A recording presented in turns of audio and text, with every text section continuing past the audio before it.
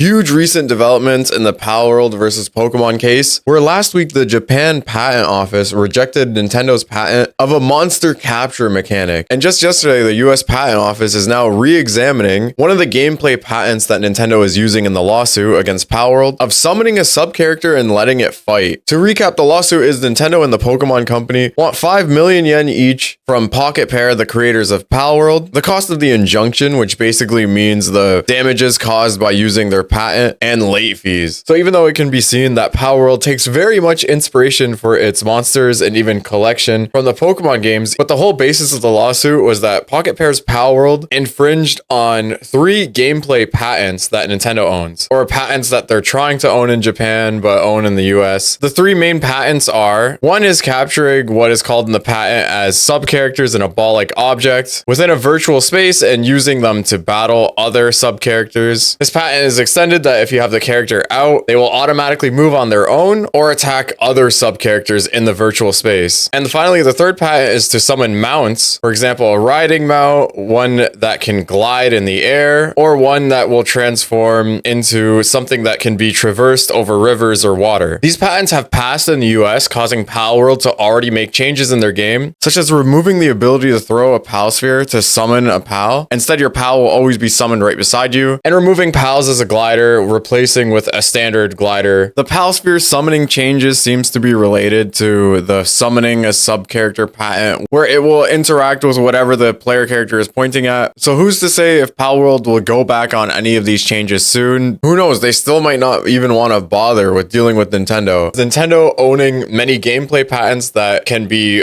very broad is worrying if they're ever able to patent troll in the future. This is essentially where Nintendo pushes for a bunch of patents so that they can use it against leverage for whoever they want to threaten or enforce that they don't infringe on their space or IPs. Patents don't need to be exercised to go away. They can, however, be challenged, which is what happened here, where pocketpair filed invalidity arguments towards Japan's patent office regarding the monster capture patent that Nintendo is trying to use in this lawsuit in the Japan District Court, but that patent has been rejected. Now, in the US Patent and Trademark Office, the director has filed a re-examination against the monster summoning and battling patent that Nintendo now owns. This has become an extremely rare thing for patents to be challenged on the US side, but nothing is confirmed right now if it will be rejected, and Nintendo can always amend these patents and try again. What was a precedent in this patent rejection is that other works of video games are being cited here in order to pose an invalidity argument against the patent that Nintendo and the Pokemon Company are amending. These patents were passed fairly quickly in the US, and according to GameSpray, could be due to the fact that there's not other patents to draw source from in order to dispute that these patents that Nintendo are proposing are not actually original ideas by them or something that they innovated. But if we can look at other works of art or other media as basis for invalidity of the patent versus just prior legal precedents that are already available in the legal space. So in Japan's patent office rejection of the monster capture patent, the dispute cited games like Ark, Monster Hunter 4, pocketpair's own game back in 2020, Craftopia, and even Niantic's own Pokemon Go, a game within the Pokemon franchise, cited against this patent that these concepts already existed before Palworld or before Nintendo filed these patents. It's really interesting and almost frightening that Nintendo has taken the angle of gameplay here. Let's be real, the Nintendo lawyers do not like to be taunted. Just look at the recent case against a streamer who openly and proudly pirated their games and taunted them. Well, they won that lawsuit against their streamer. Anyways, Palworld could be seen as provocative to the Nintendo lawyers, as even if it wasn't pocketpair's own direct marketing, if you remember, I'm sure you've heard of this game as Pokemon with Guns. The game released in early access in late January 2024, reaching a peak player count of 2.1 million players on Steam, definitely putting a target on pocketpair's back, as everyone spoke about Palworld and how, oh, this clearly infringes on Nintendo property, but I guess it was legally distinct enough, so Nintendo went after the gameplay, which on the surface looks like a legal backdoor that they took for Palworld, clearly taking, I'll say, inspired designs from Pokemon in their monster collection. So this is very unlike the US lawsuit between Sony against Tencent, where Tencent's Light of Motoram is said to infringe on Sony's copyright and trademark of the Horizon series. So in this case with Nintendo and Palworld, a gameplay patent being rejected is a much much bigger deal because they could do a lot more damage across the board. Like, let's say Persona ever wanted to do a more action-based thing with their monster collections or Digimon or whatever, well, that would infringe on Pokemon's patent of sub-characters in a virtual world being able to be controlled by the main character. Now, the scary thing about this when it comes to the US side of these patents being filed, the US Patent and Trade Office has made it increasingly difficult to revoke patents over the years, meaning they just own this patent on the US side to have out in the legal space just in case they want to do something. Game Freak quotes this as legal pollution. The more difficult it makes it for other games to go within their own mechanics to not touch on Nintendo's patents. That's the real problem here. That's why, again, in the Japan Patent Office, where other games were cited to dispute this patent is actually huge. It didn't pass so easily like in the US, where the only framework they have to draw on is already existing legal things. So just a week after the Japan Patent Office rejected the monster capture patent, filed directly from the director of the US Patent and Trademark Office, a re-examination of Nintendo's 397 patent with claims drawn to controlling the movement of a player character in a field of virtual space, causing a sub-character to appear in the field, controlling a battle in a manual mode when an enemy character is present in the location the sub-character has appeared, and when an enemy is not present in the location the sub-character has appeared, automatically moving the sub-character and controlling a battle in an automatic mode when an enemy character is placed at a designated location. GamesFrey said since the last time that a director initiated an order of re-examination themselves was in 2012, over 10 years ago, and so they assume it's highly likely due to the public outcry of this patent that the director sought to re-examine Nintendo's monster summoning and battle mode, non-battle mode patent. So normally a re-examination needs to be funded by the opposing company. In this case, there is none, and it was the director themselves that filed it. Where this is actually a big blow for Nintendo is that if they were to file a US patent infringement on the monster summoning in the US court, the lawsuit would have to wait on the outcome of the re-examination. So if a random California indie game company makes a clear Pokemon clone, they'll be safe, and it reaches the Steam top charts, it has 3 million concurrent players, Nintendo can't do anything. So the director puts in the re-examination that the examiner for the original filing in July 2025 fails to cite prior art of record that teach a player can be allowed to perform 2 types of battles, and now citing 2 other art patents that should have been brought up with this original filing. Oh, so there already was legal existing things that they could have drawn from the very start when this original monster summoning battle thing got passed in the US. Okay, so the first one, 2002, Konami got this patent filed in Japan and the US Patent Office. All right, what is this? I see Hunter x Hunter, Gon and Killua. Player characters are displayed simultaneously. At least one of the plurality of player characters has a first mode in which the player character operates in accordance with inputs made by switches assigned to the player character, and a second mode in which the player character operates in accordance with a predetermined sub-program.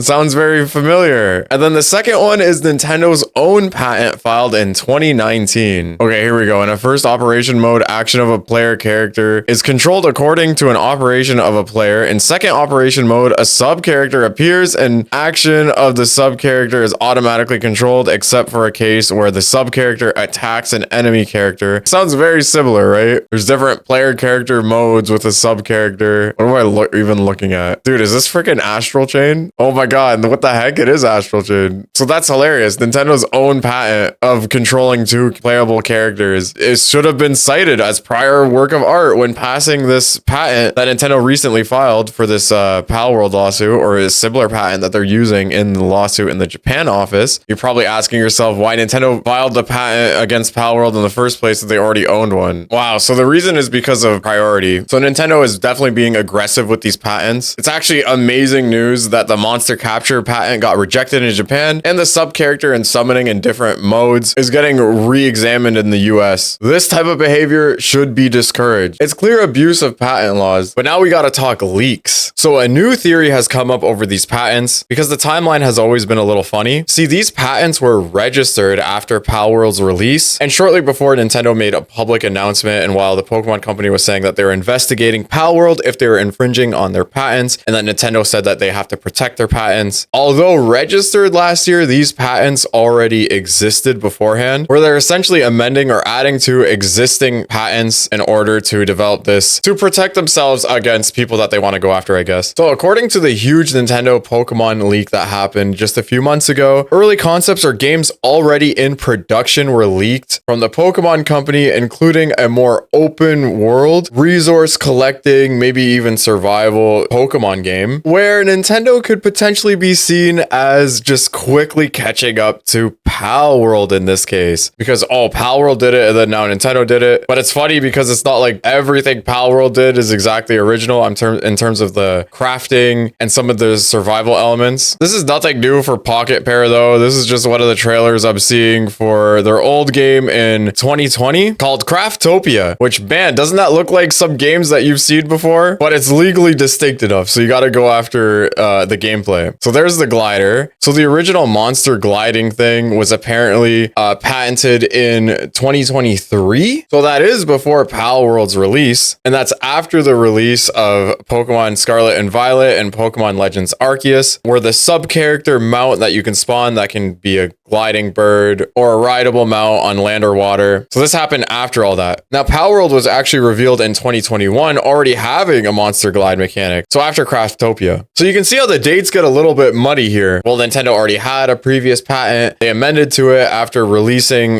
these Pokemon games. And this patent was technically filed before Palworld's release, before they knew how explosive of a release that Palworld would become. And then in 2024, before the actual lawsuit, that patent was registered in the US. So a theory has now arisen that this legal battle is actually a PR stunt as well on Nintendo's behalf, so that they could remain to be viewed as the innovators and whatever Game Freak is producing right now in terms of an open world, more survival, have pop-up camps in the wilderness and resource management, that they wouldn't be seen as taking ideas from Palworld. Of course, that's just speculation. I'd be curious to see what Game Freak can even do with more production budget, making something like an open world game. So yeah, big win for the game industry, less illegal cloudiness in the air for, I guess, specifically in Japan, those Japanese developers to not try to tiptoe around things and protect themselves from even just a patent scare from Nintendo. That's still something that they have to deal with and allocate resources to. When you're a smaller company, it's best to just avoid the headache altogether. So this patent around monster collecting being rejected in Japan, citing other previous games as an example, is a massive deal, in hopes that the US Patent and Trademark Office will also see other works of games or even other media in general when it comes to like things like art design as a basis to invalidate proposed gameplay or art direction patents. This case doesn't look even close to be done though.